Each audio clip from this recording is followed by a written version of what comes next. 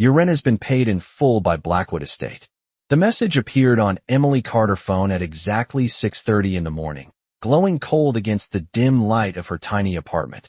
And for a long moment she did not breathe because no one in her world used that name unless they whispered it. Unless they were talking about power that did not belong to ordinary people. And Emily was as ordinary as they came. A part-time library assistant who counted every dollar, who measured her life in overdue bills and second-hand meals, who had gone to bed the night before with exactly $14 left and a notice on her door warning that she had less than 24 hours before eviction. And yet now the number on her screen told a different story, a number so precise, so final, that it erased every debt she owed. And it made no sense because Emily had not asked anyone for help. She had not called anyone. She had only done one thing the night before. One small thing that should not have mattered to anyone powerful or ancient or dangerous. Before continuing, comment where in the world you are watching from and make sure to subscribe because tomorrow's story is one you cannot miss. The memory came back to her slowly, like a shadow stretching across the floor, the quiet hum of the city library just before closing, the soft flicker of fluorescent lights overhead, the smell of old paper and dust, and in the far corner near the history section there had been a boy, maybe 7 or 8 years old, sitting completely still with a book open in his lap that he was not reading, his dark hair falling over eyes that did not move, that did not blink often enough, and Emily had noticed him because no child stayed that quiet for that long, not in a place filled with whispers and footsteps and the turning of pages. And there had been something else too, something colder than the air conditioning, something that made the space around him feel wrong, like winter had slipped into the building without asking permission, and yet no one else seemed to see him, no one else stopped, no one else asked if he was okay. And Emily had almost walked past him like everyone else. Because she had her own problems, her own fear pressing down on her chest, but then the boy's stomach made a faint sound, so soft she almost missed it, and that was enough. That was always enough for her. So she had reached into her bag and pulled out the only thing she had brought for herself, a small sandwich wrapped in paper, and she had crouched down beside him, her voice gentle, asking if he was hungry, and for a moment nothing happened. The boy did not move, did not speak, did not even look at her. And Emily had thought maybe she had made a mistake. Maybe he did not understand. But then slowly, carefully, his hand had lifted, pale and cold, and it had brushed against her fingers as he took the food. And in that single touch something shifted, something unseen but undeniable, like a door opening in a place she could not see. And the boy's eyes had lifted to meet hers, dark and deep and far too old for someone his age. And he had whispered one word, so quiet it barely existed. Stay. Emily Carter did not move for several seconds after the boy whispered that single word. Her breath caught somewhere between confusion and something deeper she could not explain, because children did not look at people like that, not with that kind of stillness, not with eyes that seemed to listen more than they spoke. And yet there he was, small and fragile in appearance, holding a sandwich like it was something unfamiliar, something almost sacred. And when he finally took a bite it was slow, deliberate, like he was learning how to eat for the first time. And Emily felt a strange tightness in her chest as she watched him, a quiet ache that made her forget about the eviction notice folded inside her bag, forget about the empty fridge waiting for her at home, forget about everything except the boy sitting in front of her in a library that suddenly felt far too quiet, far too watchful, and she forced a soft smile, asking him if he came here often, if someone was supposed to be with him. But he did not answer. He only kept his gaze on her, as if her voice was the only sound that mattered in the entire building. And that was when Emily noticed something she had missed before, the way the overhead lights flickered just slightly above them, the way the air felt colder near his chair than anywhere else in the room. And it was subtle, easy to ignore, but once she noticed it she could not unfeel it, and she glanced around to see if anyone else reacted, but people were still reading, still typing, still walking past as if nothing had changed, as if the boy did not exist at all. And that thought sent a chill down her spine, because it was not that they could not see him, it was that they chose not to, the same way people chose not to see someone struggling on the street, the same way they chose not to ask questions that might complicate their lives. And Emily swallowed that thought quickly because it did not matter, not right now. What mattered was that he was here, alone, and hungry. And when he finished the last bite, he held the empty wrapper for a moment before placing it carefully on the table, his fingers brushing hers. Again, colder this time, and her skin reacted instantly, a faint shiver running up her arm, and she pulled back slightly without meaning to. But the boy did not seem offended. He only tilted his head, studying her with quiet intensity. And then, slowly, he shifted closer to her chair, not touching, just close enough that she could feel that strange cold radiating from him. And for a brief second, Emily considered calling security, considered finding a librarian, doing what she was supposed to do.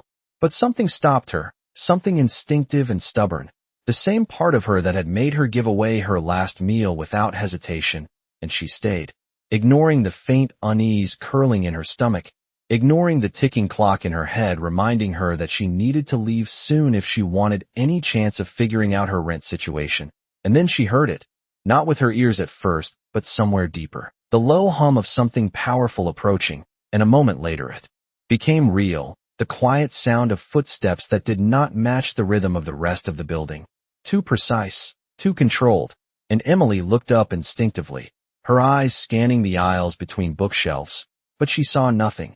Only shadows stretching longer than they should, only the faint reflection of movement in the glass windows that faced the street. And yet the boy reacted instantly, his small hand tightening slightly on the edge of the table, his eyes flicking toward the entrance as if he sensed someone she could not. And for the first time since she had sat down beside him, there was something else in his expression, something close to anticipation or recognition. And Emily's heart began to beat faster without understanding why. Because whatever was coming, whatever presence was now moving through that building unseen, it was not normal, and it was coming for him, and somehow, without explanation, it now involved her. The presence reached them before the man did, heavy and silent like a storm that did not need thunder to announce itself, and Emily felt it settle into the room in a way that made her chest tighten, as if the air itself had grown heavier, colder, more deliberate. And every instinct she had told her to stand up and walk away, to return to the safety of routine, of ordinary problems like overdue rent and empty cupboards. But her body did not move because the boy beside her had gone completely still, his small frame rigid, his eyes fixed on the far end of the library where the entrance doors stood closed. And then without warning those doors opened, not loudly, not dramatically, just a slow, controlled motion that somehow drew every shadow in the room toward it. And the man who stepped inside did not look unusual at first glance, tall, well dressed in a dark coat that seemed to absorb the light around him, his posture straight, his movements measured, but there was something else, something beneath the surface that made people instinctively step aside without knowing why. And Emily watched as two adults near the entrance paused mid-conversation, their voices lowering, their bodies shifting just enough to create a path that had not been there before, and the man walked through that path without hesitation, his gaze scanning the room once, sharp and precise, before it locked onto the boy, and in that instant everything changed. The quiet hum of the library seemed to fade. The flickering lights steadied as if obeying an unseen command, and Emily realized with a slow rising certainty that this was not coincidence, that this man had come here for one reason and one reason only, and that reason was sitting right beside her, and the boy reacted in a way that confirmed it, his shoulders relaxing just slightly, the tension in his small hands easing as he looked at the approaching figure. And for the first time, there was something almost like recognition in his expression, something that softened the strange distance in his eyes. And Emily's heart pounded harder as the man drew closer, each step silent yet impossibly present, until he stood just a few feet away from them, close enough that she could see his features clearly, the sharp lines of his face, the unnatural stillness in his posture, the way his eyes held a color that did not seem entirely human, a deep, muted shade that caught the light and held it too long. And when he finally spoke, his voice was low, calm, and carried a weight that made it impossible to ignore. "Noah," he said, and the boy responded immediately, not with words, but with a small shift forward, as if drawn by something stronger than choice. And Emily felt a chill run through her, because the name settled into the moment like a key turning in a lock, confirming what she had already begun to suspect, that this child was not alone in the world, not abandoned, not forgotten, but connected to something far beyond her understanding, and the man's eyes moved then, slowly, deliberately, from the boy to her. And when they met her own, she felt it, a pressure that was not physical yet, impossible to resist, as if he was not just looking at her, but through her, reading something deeper than surface appearances. And for a brief second fear flickered through her chest, sharp and undeniable. But it did not last, because beneath that fear there was something else, something steadier, something that came from the simple truth that she had done nothing wrong. She had only helped a hungry child, and she held that ground as his gaze lingered, measuring, assessing, and then something shifted in his expression, not softness, not warmth, but a subtle change that suggested recognition of a different kind, and his voice came again, quieter this time, but no less powerful.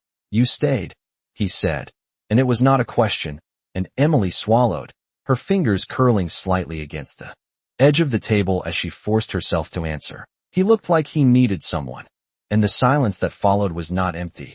It was full, heavy with something unspoken, and the man studied her for another long moment before turning his attention back to the boy, his hand lifting just slightly in a gesture that was both controlled and instinctive, and Noah moved closer to him without hesitation, standing at his side as if that was where he had always belonged, and Emily watched the two of them together, the quiet child and the man who carried something ancient in his presence, and a realization settled over her with quiet certainty. This was not just a father coming to pick up his son. This was something else entirely, something that reached beyond ordinary life, beyond anything she had ever known, and somehow, without understanding how or why, she had just stepped into it. Emily did not realize she had been holding her breath until the man turned slightly, positioning himself between her and the rest of the library in a way that felt deliberate, protective, and quietly absolute, and the space around them seemed to shift again, as if the world itself adjusted to his presence, bending just enough to accommodate something that did not belong to it. And she watched as Noah stood beside him without hesitation, his small figure now calm, almost anchored, the strange tension that had surrounded him before fading into something steadier, something that made it clear this man was not just someone he recognized, but someone he trusted completely, and that realization sent a ripple of unease through her chest, because trust like that did not come easily, not from a child who had looked so detached from everything around him.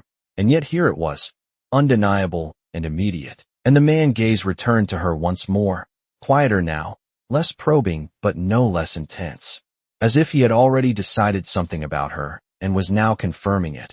And Emily found herself unable to look away, not because she was frozen in fear, but because there was something in his expression that held her there, something that demanded attention without raising its voice. And when he spoke again, his tone carried that same controlled weight. "He does not eat for others," he said, each word measured, deliberate, as if spoken after careful consideration, and Emily blinked, the meaning settling slowly into her mind as she glanced at Noah, then back at him.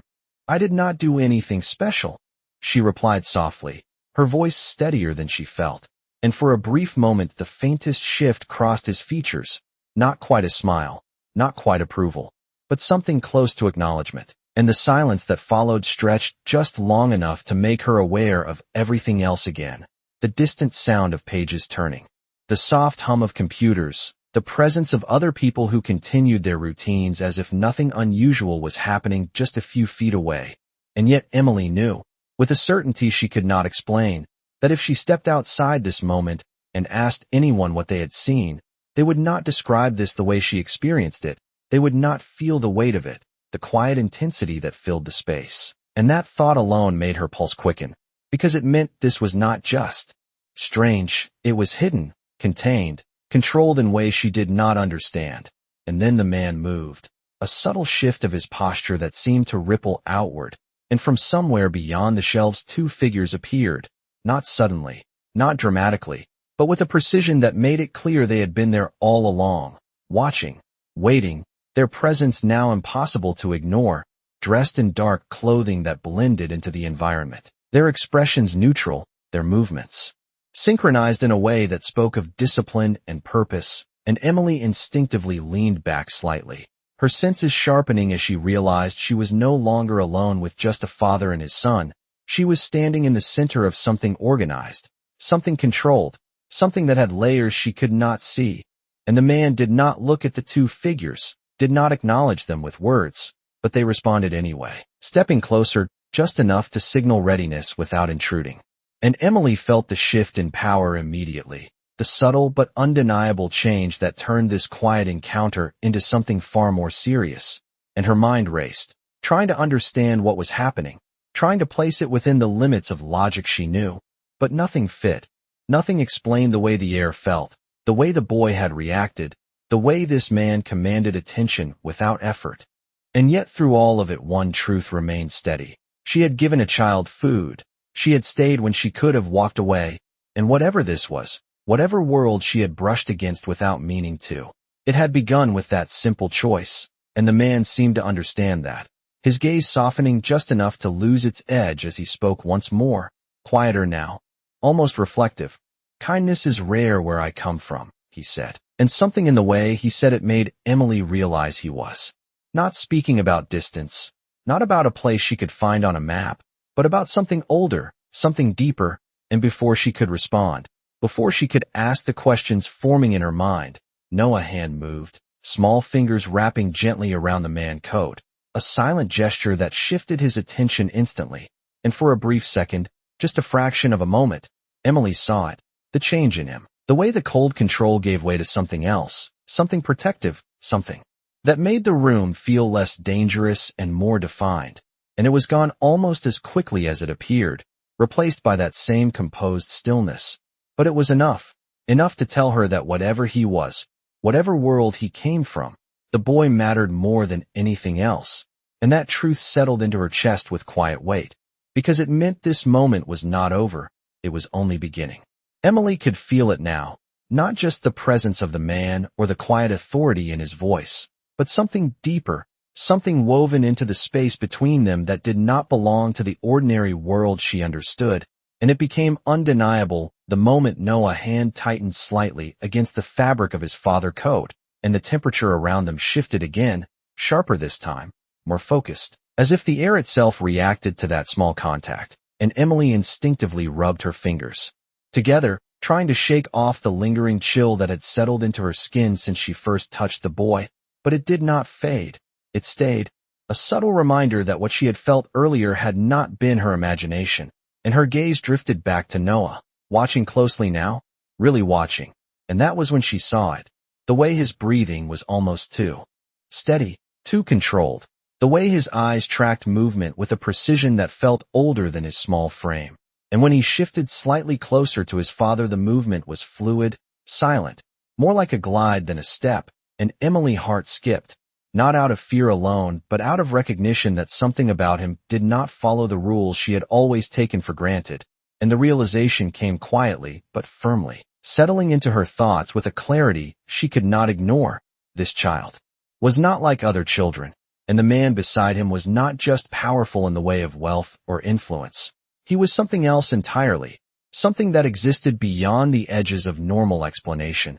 And as that understanding formed, the man seemed to notice the shift in her perception, his gaze narrowing slightly, as if measuring how much she had seen, how much she had understood. And for a moment, Emily considered pretending she had noticed nothing, that she was still the same person who had simply offered food to a quiet boy. But something in her refused to retreat into ignorance, refused to step back from the truth even if it unsettled her. And she held his gaze, steady despite the quiet storm building in her chest. And when she spoke, her voice was soft but clear. "He is not like other kids." And the words hung in the air between them, simple but direct, and the reaction was immediate though subtle. The two figures behind him shifted almost imperceptibly, their attention sharpening, their posture tightening just enough to signal alertness. But the man raised one hand slightly, a minimal gesture that stilled them instantly. And then his focus returned fully to Emily. And this time there was no attempt to soften what lay beneath his expression, only a calm, deliberate honesty that felt heavier than anything he had said before. "No," he replied, his voice low and steady. "He is not." And the confirmation settled into her like a stone dropping into deep water, sending ripples through everything she thought she knew. And yet instead of panic, there was a strange sense of clarity, as if part of her had already accepted this before hearing it spoken aloud. And she glanced at Noah again, seeing him differently now, not as a lost child in a library, but as something rare, something protected, and that made the earlier moments shift in her memory, the way no one had approached him, the way the space around him had felt untouched, the way he had only responded to her, and a quiet realization followed. She had crossed into something she was never meant to see, and yet she was still standing there, still being allowed to remain, and that meant something. Something she could not fully define, but could feel in the way the man continued to watch her, not as a threat, not as an inconvenience, but as a variable he had not expected.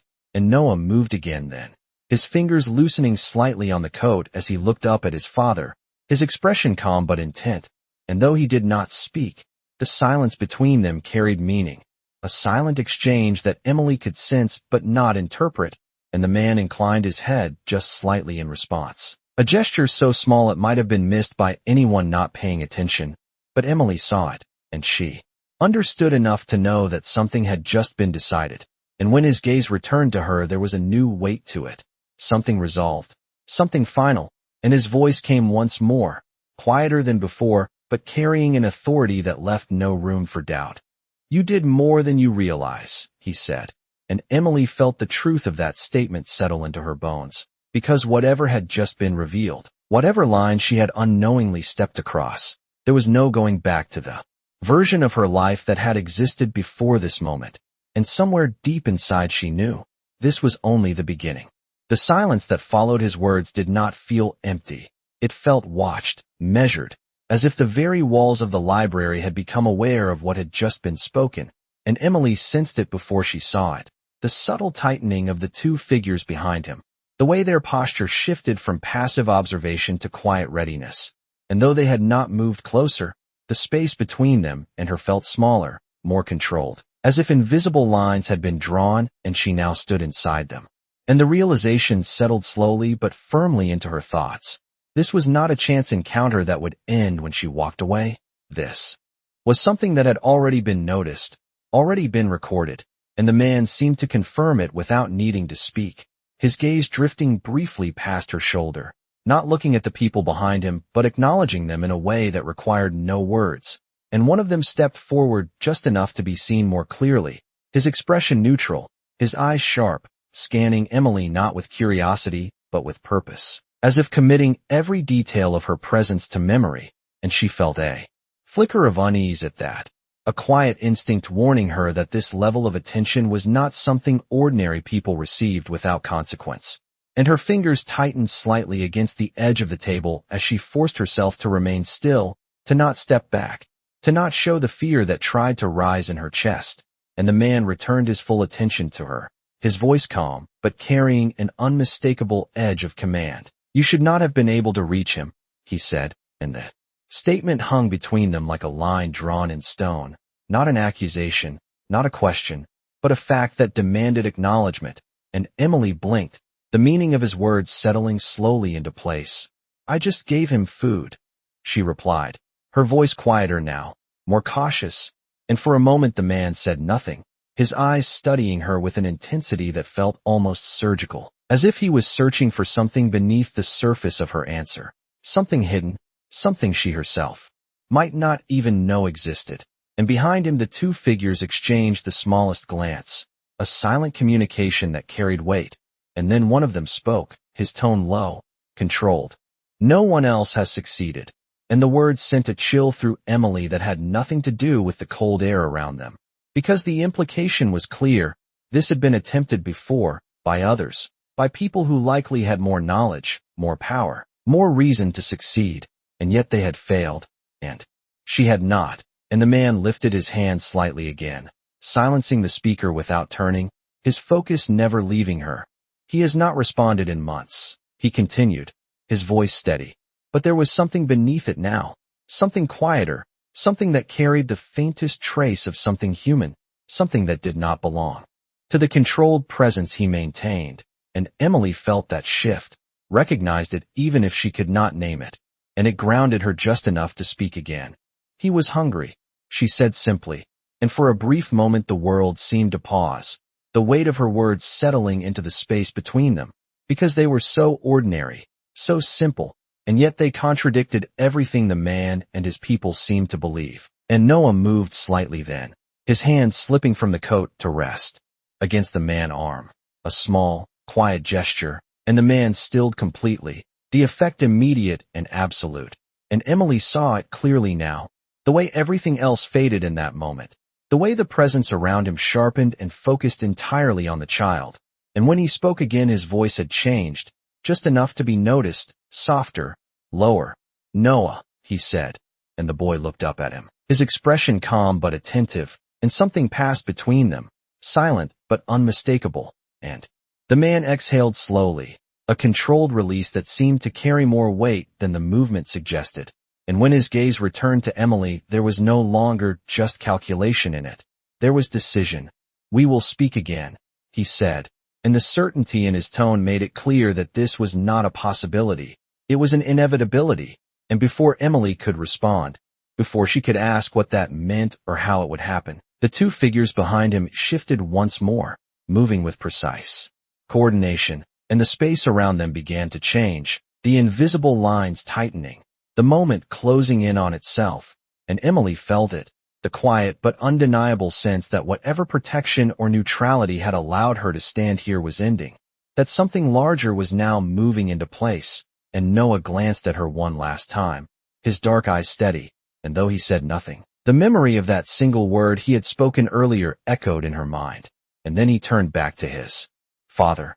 And just like that, the balance of the moment shifted completely, leaving Emily standing at the edge of something she could no longer pretend was ordinary, something that had already begun to reach into her life in ways she had yet to fully understand. Emily did not realize how tightly she had been holding onto the edge of the table until her fingers finally loosened, the faint pressure marks left against her skin a quiet reminder that something inside her had been bracing for a moment that had not fully arrived yet. And as the man turned slightly, guiding Noah with him, she felt the shift immediately, the invisible boundary that had held her in place beginning to dissolve, but not completely, not yet, because Noah did something unexpected, something that broke the carefully controlled rhythm of everything that had just happened. He stopped, his small hand slipping free from his father's coat as he turned back toward her, and for a fraction of a second the entire room seemed to hold its breath, the two figures behind them tensing almost imperceptibly, the man himself going still in a way that felt sharper than any movement.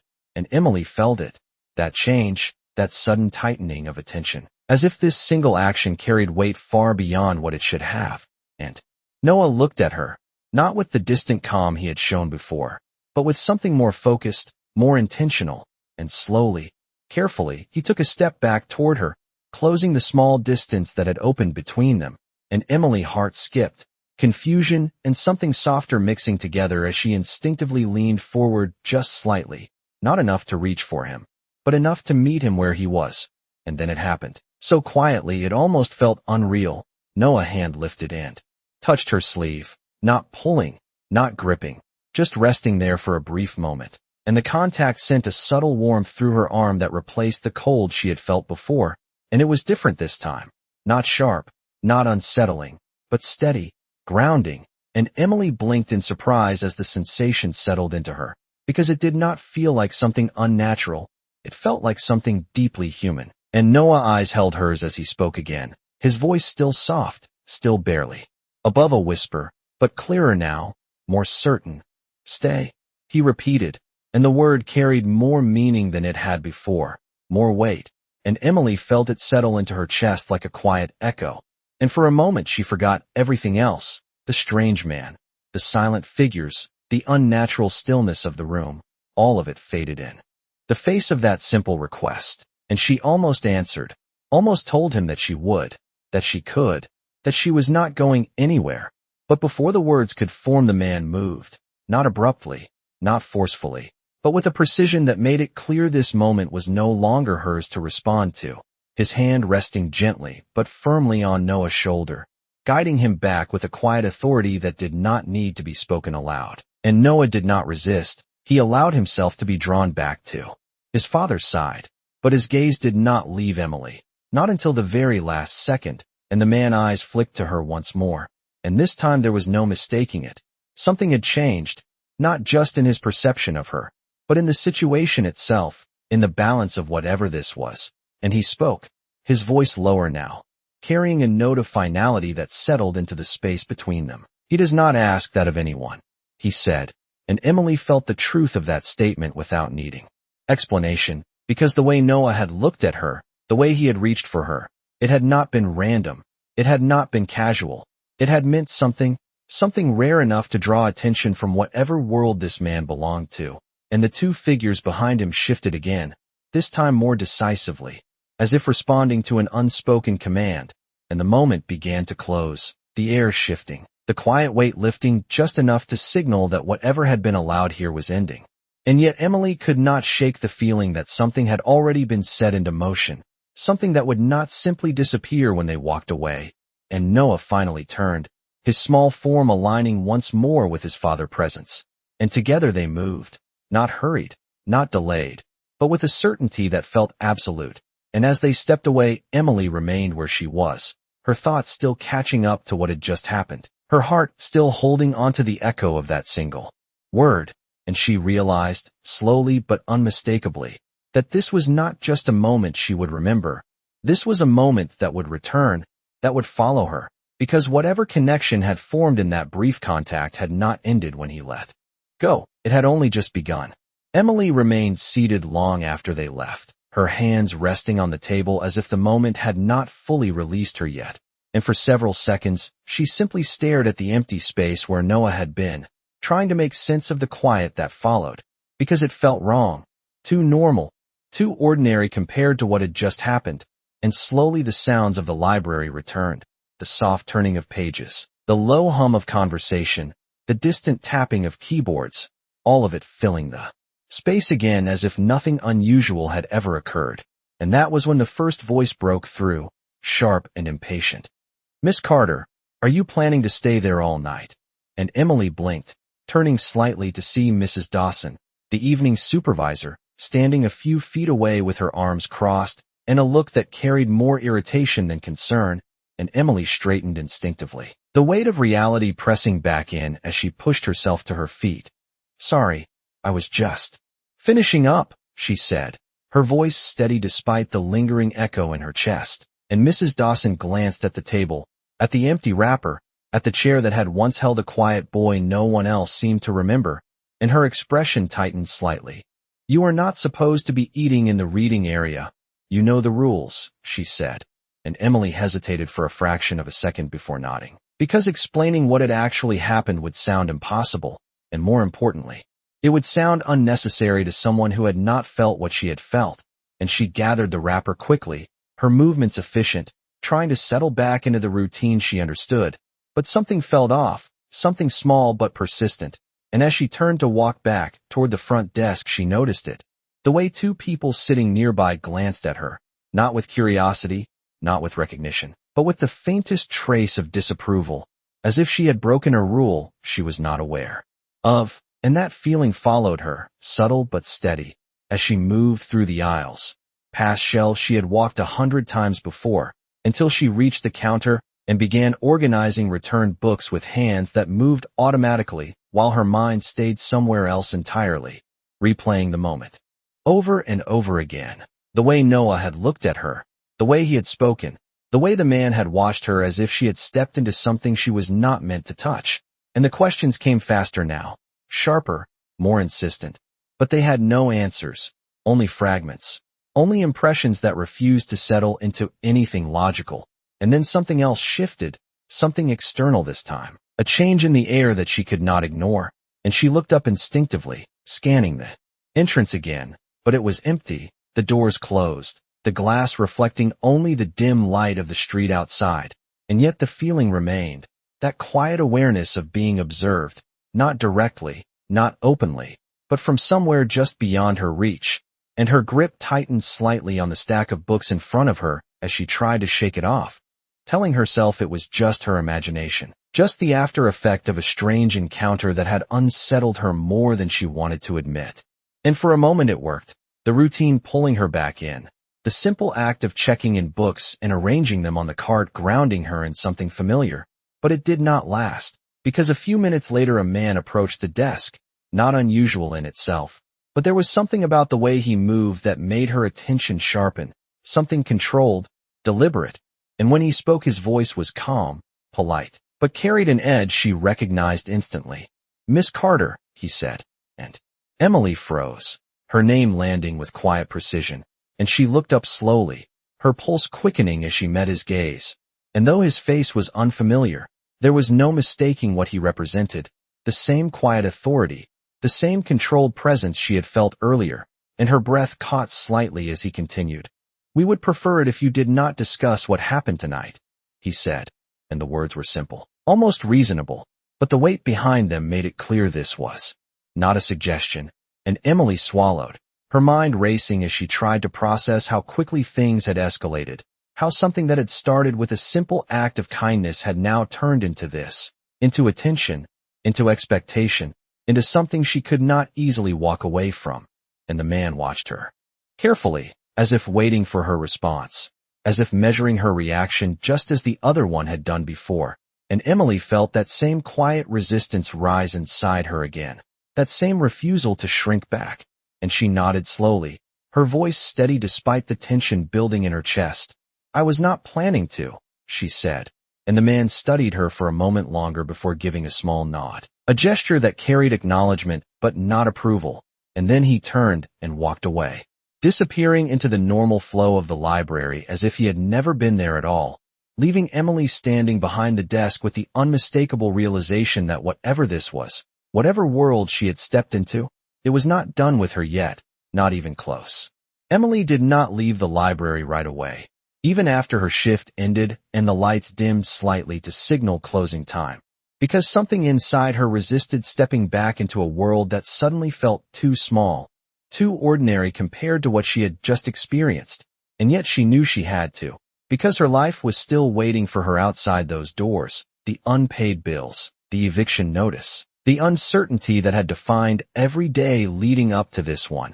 And so she gathered her things slowly, her movements deliberate as if delaying the inevitable would somehow change it. But when she finally stepped out into the cool night air, the city greeted her exactly as it always had, distant traffic humming along the street, neon signs flickering against dark windows, people passing by without a second glance. And for a brief moment, she almost convinced herself that everything that had happened inside the library had been nothing more than an illusion created by exhaustion and stress, until she reached her apartment building and saw the notice still taped to her door, bright and unavoidable under the hallway light. And reality settled back into place with quiet certainty, grounding her in something familiar even as her thoughts remained elsewhere. And she unlocked the door, stepping into the small space that barely held the pieces of her life together, the worn couch, the narrow kitchen counter, the stack of unopened mail that she had been avoiding for days, and she closed the door behind her with a soft click, leaning against it for just a second as she exhaled slowly, trying to steady herself, trying to separate what she knew from what she did not. But it did not last long, because the moment she pushed away from the door her phone vibrated in her hand, the sound sharp in the quiet apartment, and her heart skipped as she glanced down at the screen, expecting another reminder, another warning, but instead she saw something else entirely, a notification from her bank, and for a second she did not understand what she was looking at. The numbers did not make sense, they did not belong to her, and she opened the message slowly, her breath catching as the details came into focus. Her rent had been paid, not partially, not delayed, but completely. Every dollar accounted for, every fee cleared, and the source was listed clearly beneath it, Blackwood Estate, and the name settled into her chest with a weight that made everything else fall silent, because there was no question now, no room for doubt. This was connected, this was deliberate, and the realization came with a mix of relief and something far more complicated, something that made her pulse quicken instead of slow, because help like this did not come without reason, did not arrive without expectation, and Emily stood there in the middle of her apartment, staring at the screen as the reality of it settled in, the eviction notice on her door suddenly meaningless. The pressure that had been crushing her for weeks lifted in an instant, and yet the absence of that Pressure did not bring peace. It brought questions, questions that had no easy answers, and her mind drifted back to the library, to the man, to the way he had looked at her, as if he had already decided something she did not yet understand, and to Noah, the quiet child who had reached for her in a way that no one else apparently could, and a quiet realization followed. This was not a gift, not in the simple sense. It was a response, a calculated action tied directly to what had happened earlier. And before she could fully process that thought, there was a sound at her door, soft but unmistakable, a single knock that echoed through the small space and sent a sharp jolt through her chest, and Emily froze, her gaze lifting slowly toward the door. As her heart began to beat faster, because she already knew, before she even moved, before she even reached for the handle, that whoever was on the other side was not a stranger, not really. And as she stepped forward, each movement careful, deliberate, the weight of everything that had just changed settling into her, she realized that whatever this connection was, whatever line she had crossed, it had followed her home, and it was now standing right outside her door.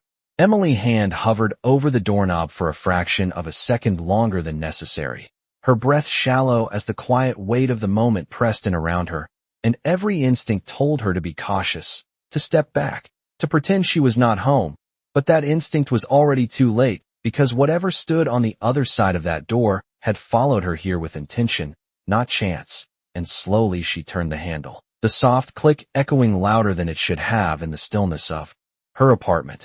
And as the door opened, she felt it again, that same shift in the air, that same quiet pressure that did not belong to the ordinary world. And he stood there, exactly as she had expected, tall and composed, his dark coat falling perfectly into place, as if untouched by the outside world, his presence filling the narrow hallway without effort. And for a moment neither of them spoke, the silence stretching between them as his eyes met hers, steady, unyielding, and yet not hostile, not threatening, just certain.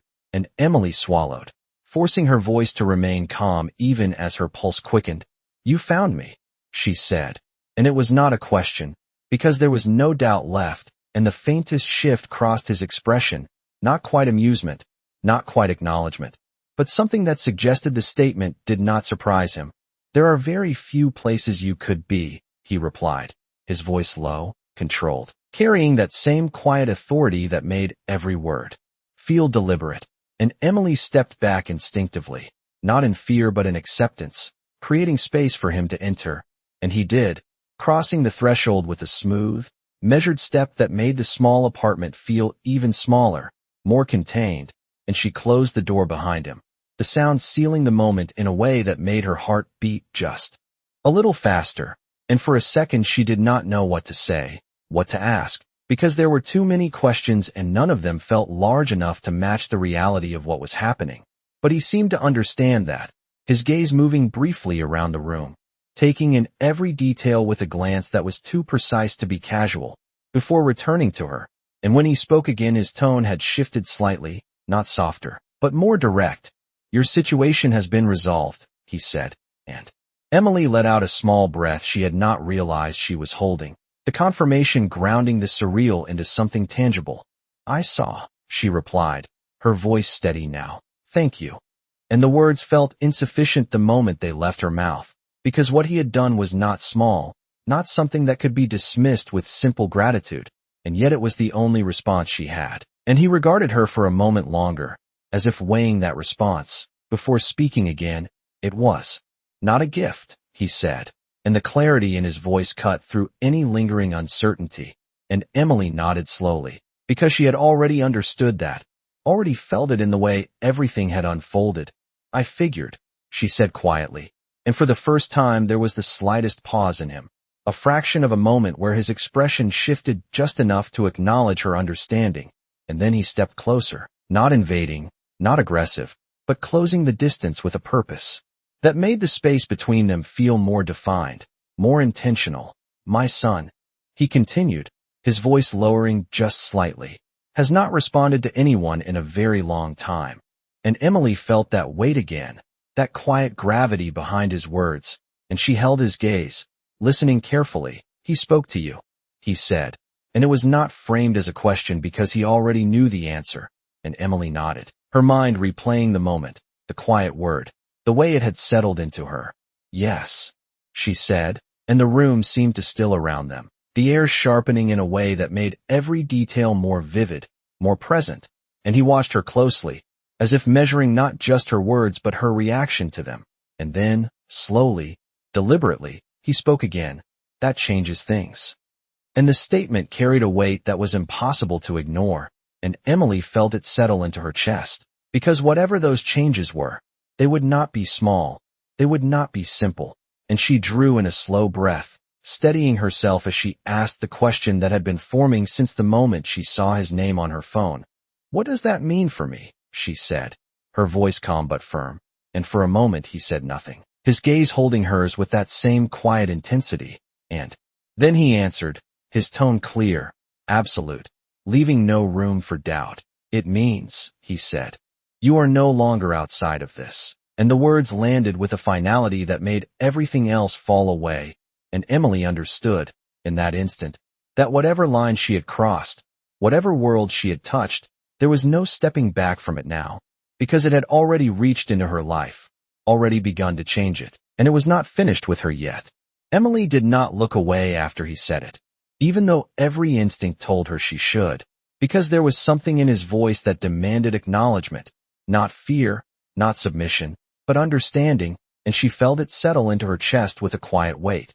The realization that whatever this was, it was not something she had been forced into. It was something she had stepped into the moment she chose to stay beside a child no one else would approach, and that truth grounded her in a way she did not expect, steadying her as she drew in a slow breath and held his gaze. "Then explain it to me," she said, her voice calm but firm, and for a brief second the air between them shifted again, not with tension this time, but with something closer to recognition, as if her response had aligned with something he had anticipated, and he inclined his head slightly, a small gesture that carried more weight than it should have. And when he spoke again his tone had changed, not softer, but more measured, more deliberate, as if choosing his words with care. "My son was born into a world that does not forgive weakness," he said, and Emily listened closely, her attention sharpening as the pieces began to form. "He does not trust easily," he continued. "He does not respond without reason." And the meaning behind those words settled slowly into place, filling the gaps she had not been able to understand before, and she thought back to the library, to the way Noah had sat alone, untouched by the world around him, to the way no one had approached him, and the realization deepened. This had not been an accident. It had been a pattern, one that had not been broken until she stepped into it. And he watched her as she processed that, his gaze steady, assessing. And then he took a step closer, closing the distance just enough to make the conversation feel more direct, more personal. "There are many who have tried to reach him," he said. "People with far more knowledge than you, far more resources, far more reason to succeed." And Emily felt a flicker of something in her chest at that, not doubt, not fear, but a quiet awareness of the contrast he was drawing. And she did not interrupt, did not look away. She let him continue. "None of them have," he said simply, and the weight of that statement settled into the room, heavy and undeniable, and Emily felt it. The implication, the quiet shift in how he was looking at her now, not as an outsider, not as an unknown variable, but as something that had already proven its significance, and she exhaled slowly, her mind catching up to the reality of what he was telling her. "I did not do anything special," she said, and this time her voice carried a note of quiet certainty, because to her, it had been simple, it had been instinct, and for a moment he said nothing, his expression unreadable as he considered her words, and then he spoke again, his tone lower now, more focused. "That is exactly why it worked," he said, and Emily felt something shift inside her at that, something she could not immediately name, and the silence that followed was different this time, not tense, not uncertain, but reflective, as if both of them were standing on the edge of something that had not yet fully taken shape. And then he continued, "You were not trying to reach him," he said. "You were not trying to fix him, to study him, to control him," and each word seemed to strip away the layers she had not even realized existed, leaving only the truth of what had happened.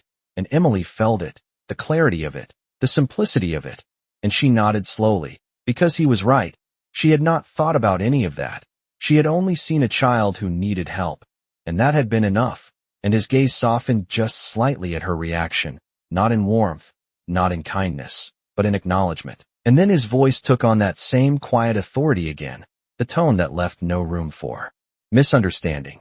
That is why this cannot be ignored, he said, and Emily felt the finality of that statement settle into her, because it confirmed what she had already begun to understand.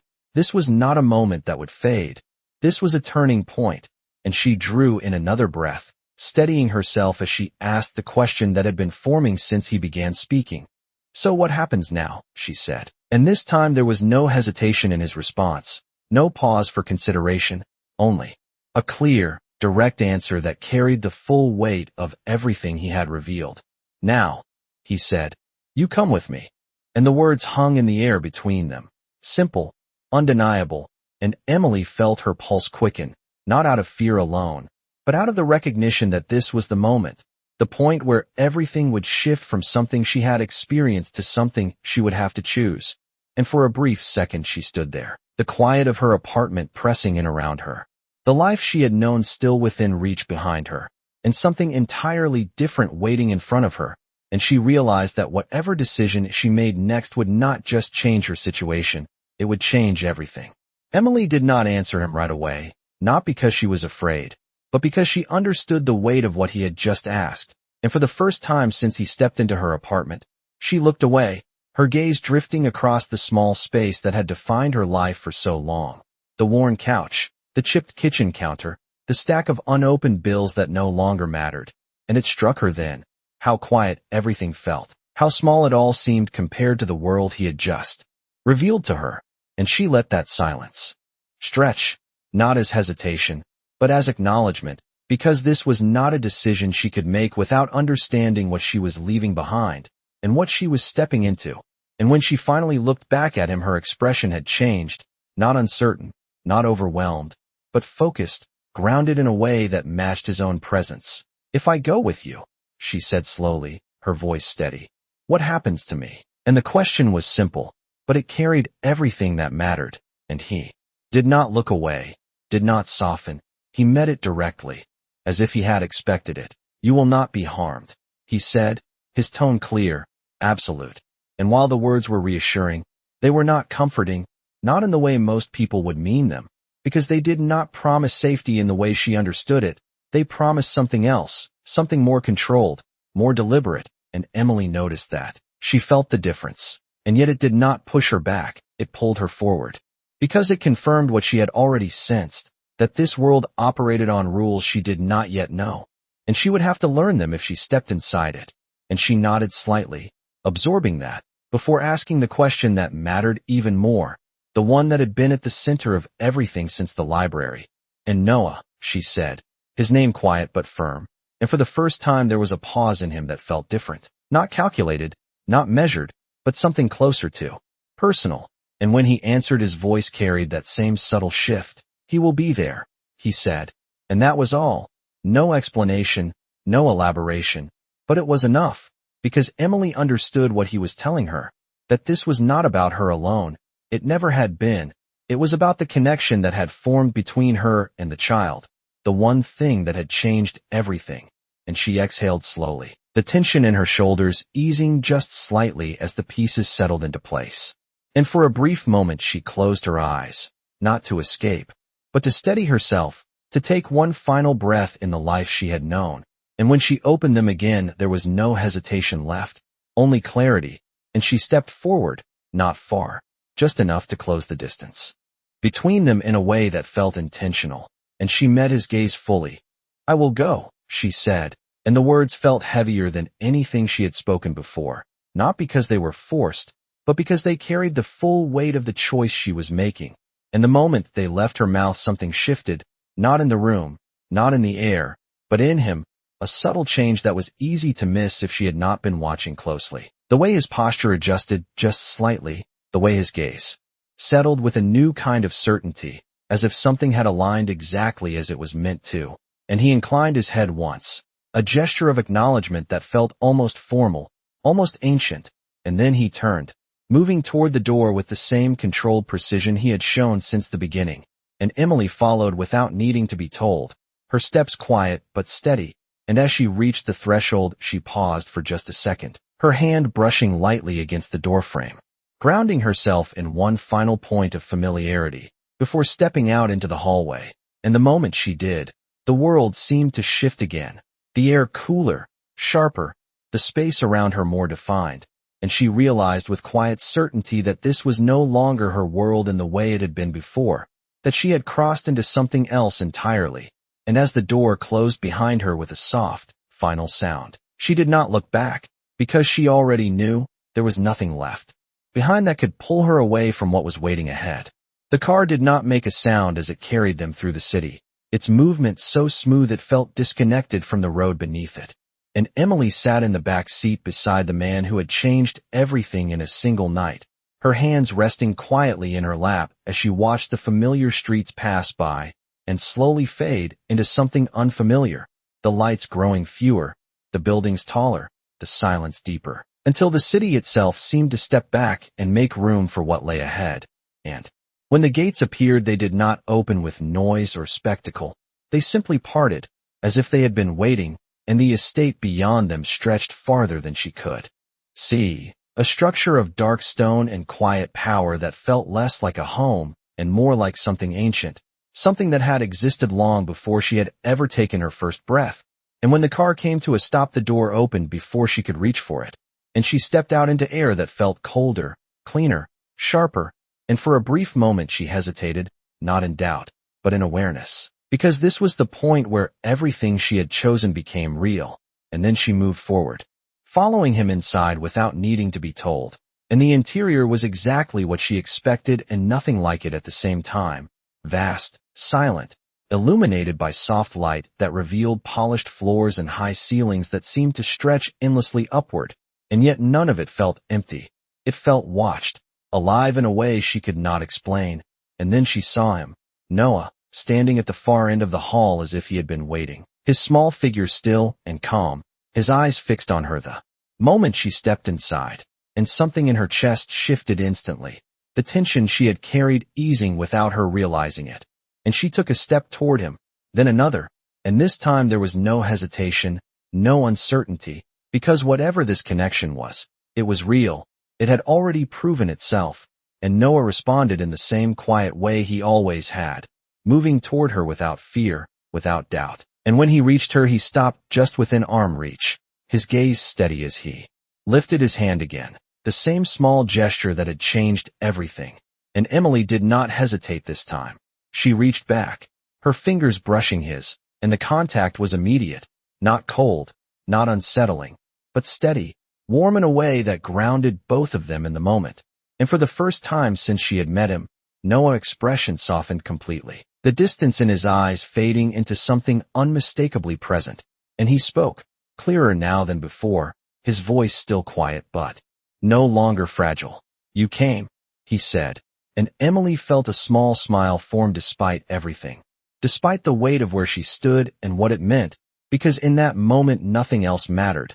"I said I would," she replied, and behind them the man watched in silence, his presence still, controlled, but no longer distant, because what he was seeing was not something he could command or force.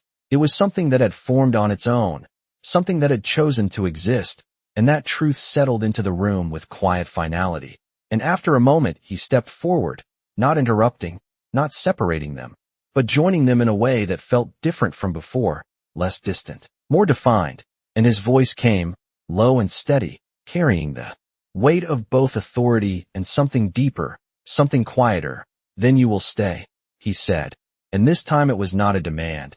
It was a recognition of what had already been decided, and Emily looked at him, then back at Noah, and she understood, fully, completely, that this was no longer a temporary moment, no longer a question. It was her life now, a life she had not planned, had not expected, but had stepped into with a single act of kindness. And she nodded once, calm, certain. "I will stay," she said, and the words settled into the space around them like a promise, not just to him, not just to Noah, but to herself. And in that quiet, controlled hall, surrounded by a world she had never known. Emily Carter realized something that would stay with her long after that moment passed. That sometimes the smallest choices did not just change a single night, they rewrote an entire life. And even the coldest kings could be moved by something as simple as kindness.